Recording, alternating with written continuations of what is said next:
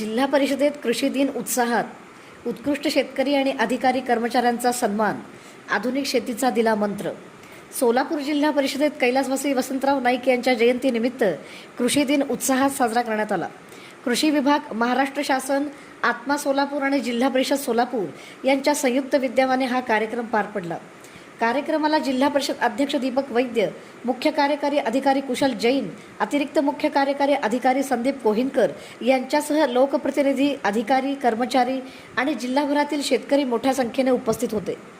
यावेळी राज्य, जिल्हा आणि तालुकास्तरीय पीक स्पर्धेतील यशस्वी शेतकरी, कृषी क्षेत्रात उल्लेखनीय कार्य करणारे अधिकारी, कर्मचारी तसेच शासनाच्या विविध कृषी योजनांचा प्रभावी लाभ घेतलेल्या शेतकऱ्यांचा गौरव करण्यात आला. यावेळी जिल्हा कृषी अधिकारी शुक्राचार्य भोसले यांनी आधुनिक शेती, नवीन तंत्रज्ञान आणि उत्पादन वाढीसाठी आवश्यक बाबींवर मार्गदर्शन करत शेतकऱ्यांना प्रगत शेतीचा संदेश दिला. आजच्या या कृषी दिनाच्या कार्यक्रमानिमित्त व्यासपीठावर उपस्थित मान्यवर आणि ज्यांच्या उपस्थितीशिवाय हा कार्यक्रम पूर्णत्वास जाऊ शकत नाही आणि तुमच्याशिवाय शेती आणि माती यांचं भलं होऊ शकणार नाही असे सर्व शेतकरी. खरं तर आमच्या डॉक्टर साहेबांनी प्रास्ताविकात बऱ्यापैकी सगळं ही केलेलं म्हणजे विषय केलेला आहे. कारण स्वर्गीय वसंतरावजी नाईक साहेब हे अतिशय विचारवंत होते हे म्हटलं तरी वावगं ठरू नये. कारण त्यांनी म्हटलं होतं, शेतकरी सुखी तर जग सुखी आणि शेतकरी समृद्ध तर देश समृद्ध. आणि हे विचार व्यक्त करून न थांबता त्यासाठी काय करावं लागेल, काय खुणगाट बांधावे लागेल, काय सत्ता घ्याव्या लागते आणि सत्ता घेऊन न थांबता त्या कशा पद्धतीने पूर्णत्वास जातील त्याचा जो आराखडा त्या काळी त्यांनी बांधला होता तो खरोखरच जे आज आपल्यासाठी पर्याप्त त्या काळात होता पण आपल्यासाठी तो मार्गदर्शक आहे. मला वाटतंय आज आपल्यानंतर काही शेतकऱ्याचं माझ्यापेक्षा आपलं मनोगत होणं गरजेचं आहे आणि आपल्याला ती संधी मिळाली. पण एकच सांगतो की आज त्या काळची शेती, त्या काळच्या प्रतिज्ञा, त्यांनी केलेलं कार्य हे आज आपल्याला उपयुक्त आहे. कारण त्यांनी जलसंधारण असेल, सुधारित वाहनांचा वापर असेल किंवा जे काही त्यावेळेस अन्नधान्याचा तुटवडा असेल आणि त्या तुटवड्यावर मात करण्यासाठी देशात आपल्या हरित क्रांतीची सुरुवात झाली आणि त्यातला जो महाराष्ट्रातला मुख्य आधार जे होते ते आपले स्वर्गीय वसंतराव नाईक साहेब होते. म्हणूनच त्यांना आपण महाराष्ट्राच्या हरित क्रांतीचे जनक म्हणून संबोधत असतो.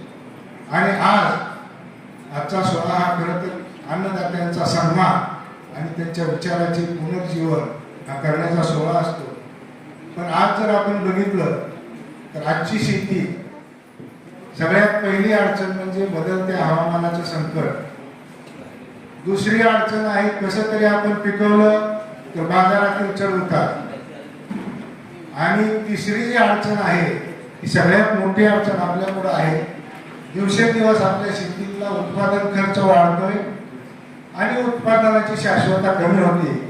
तर मला वाटते या तीन गोष्टीचा बेस धरून आपण जर तंत्रज्ञानाची कास धरली, आपण जे उत्पादन करतोय त्याचं मूल्यवर्धन आपल्याला करता आलं आणि आपली विक्री व्यवस्था ही आपल्याला स्वावलंबी निर्माण करता आली तर भविष्यात.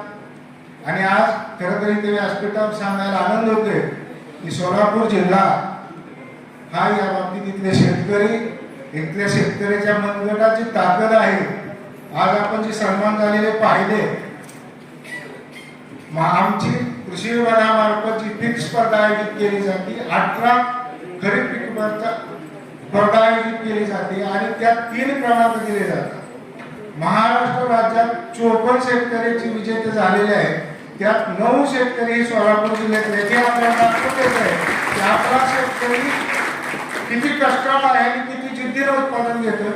मला सांगितलं की एका शेतकऱ्याने 184 क्विंटल मका, 2.5 एकरात 184 म्हणजे जवळजवळ 70 क्विंटल एकरी मका उत्पादन जर आपण घेत असू तर आपला शेतकरी मागे कुठे आहे. त्याचबरोबर आज मुंबईला राज्यस्तरीय कृषी पुरस्कार वितरणाचा सोहळा आहे.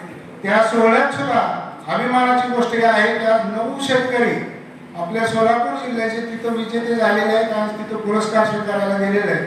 त्या 2 गोष्टी आपल्याला सांगून देतात की आपण तंत्रज्ञानाची कास करण्यासाठी कुठेही कमी नाही, पण आज आपल्याला ही तंत्रज्ञान आहे ते तुमच्या माध्यमातून तुम्ही त्याचे प्रसिद्धित व्हावं आणि त्या पद्धतीने आपण इतरांबरोबर जावं, आपल्या समृद्धीबरोबर इतरांची समृद्धी करावी. मला वाटतंय शेवटी शेती हा उदरनिर्वाहाचं साधन नसून तो आपल्या संस्कृतीचा आत्मा आहे आणि आपला जर आत्मा बळकट करायचा असेल तर तंत्रज्ञानाची कास धरल्याशिवाय आणि कमी खर्चाचे तंत्रज्ञान म्हणजे तर काय. आता बघा, मार्डीच्या एक शेतकऱ्याचा सन्मान केला आपण. गेल्या वर्षी त्या मार्डी गावात जवळजवळ 200 ते 250 हेक्टरवर सोयाबीन BBF तंत्रज्ञानावर केलं आणि आम्हाला मिळालेल्या माहितीनुसार त्या गावात एकही शेतकरी BBF वर तंत्रज्ञान केलेला एवढ्या अतिवृष्टीत सुद्धा किमान एकरी 12 कोटी उत्पन्न आलं नाही असा एकही शेतकरी त्या मार्डीत नव्हता ज्यांनी BBF तंत्रज्ञान अवलंबलं केलं. मग तंत्रज्ञान म्हणजे तरी काय. तर असे साधे सोपे तंत्रज्ञान आपण इथून पुढे अवलंब करूया. आपली शेती, आपली स्वतःची प्रगती आणि आपल्याबरोबर आपल्या शेतकरी बांधवांची इतर सहकार्याची प्रगती करूया अशी तुमच्या मनाशी बांधून पुन्हा एकदा कृषी दिनाच्या सर्वांना शुभेच्छा देतो. थांबतो. धन्यवाद. जय हिंद.